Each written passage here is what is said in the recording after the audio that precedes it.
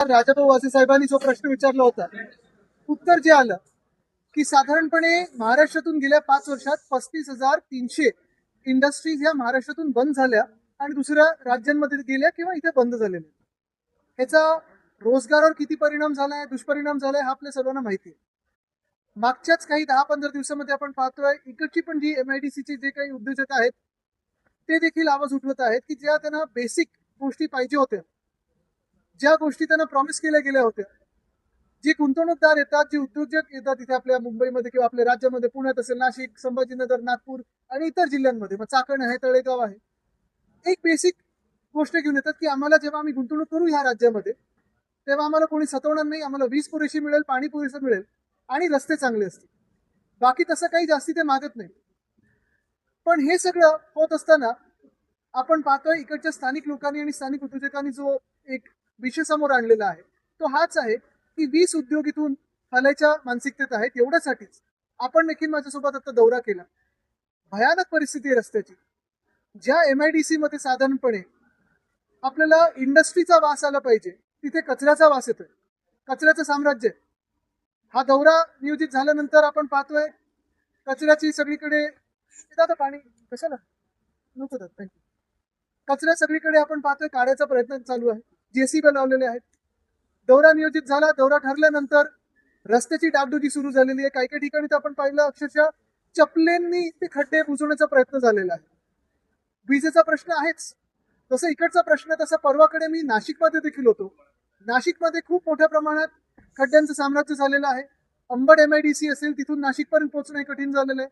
इथून पुणे असेल, पिंपरी चिंचवड असेल, मुंबई असेल, नाशिक असेल, चाकणमधूनच जाणं बाहेर कठीण झालेलं आहे. आणि एकंदरच काय तर MIDC असेल किंवा PMRD असेल, PWD असेल किंवा स्टेट हायवे असेल किंवा NHA असेल, ताळमेळ नाही कुणाचा. पण सगळीकडे अक्षरशः वाट लावून ठेवलेली आहे आणि उद्योगधंद्याने इथे राहणं हे कठीण करून ठेवलेलं. आज हा उद्योजकांनी आवाज उठवलेला आहे, कामगारांनी आवाज उठवलेला आहे. कदाचित उद्या उद्योग मंत्री येतात असं मला कळलं. मी आपल्या माध्यमातून त्यांना सांगत आहे की उद्या येऊ नका, उद्या रविवार आहे. एखाद्या वर्किंग डेला या, प्रोटोकॉल बाजूला ठेवा, सिक्युरिटी बाजूला ठेवा किंवा सायरन न वाजवता आपण फिरा, कारण आपली ही जबाबदारी आहे. किती वेळ कुठे कोण कोण ट्रॅफिकमध्ये अडकतं हे एखाद्या सामान्य नागरिकासारखं किंवा उद्योजकासारखं किंवा कामगारासारखं एकदा या ट्रॅफिकमध्ये अडकून पहा, मग तुमचे डोळे उघडतील आणि मग काहीतरी बदलायला सुरू होईल. सत्तेतील आमदार नसल्यामुळे तर राजकारण होते असं मला वाटतं मग नाशिकमध्ये कोण आहे? नाशिकमध्ये सत्तेतले आमदार आहेत.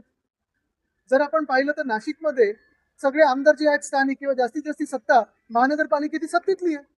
पण तिकडे आम्ही परवा त्र्यंबकेश्वरला गेलो होतो, सत्तेतले आमदार बोलतात आमचं कोणी ऐकत नाही, खोसकर साहेब बोलतात आमचं कोणी ऐकत नाही. मग नेमकं ऐकते तरी कोणाचं?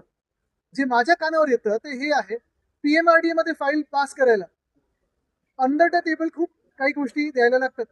दुसरं जे मी ऐकलं ते MIDC मध्ये पण एक एक प्लॉट घ्यायला किंवा एक एक प्लॉटसाठी जो एक्सप्रेस टावर मध्ये एक ऑफिस आहे तिथे 1500 रुपये पर स्क्वेअर मीटर, हे मला अंतर्गत बातमी आलेली आहे. काही काही बातमी मुख्यमंत्र्यांच्या कार्यालयातून येते, काही काही बातमी ती उद्योजकांकडून येते.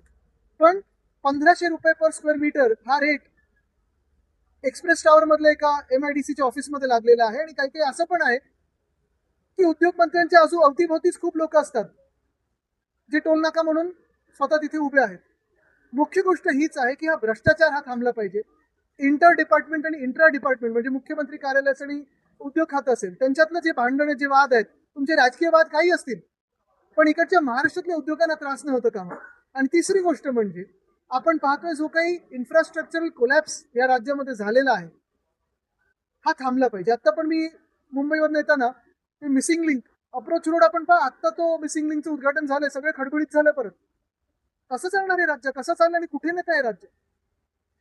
या ठिकाणी पोहोचले त्यानंतर या ठिकाणी तुम्हाला उद्योजक भेटले असतील, काय एकंदरीत या अडचणी तुम्हाला काय की उद्योजक भेटले ही गोष्ट झालीच, त्यांची अडचणी आहेत ते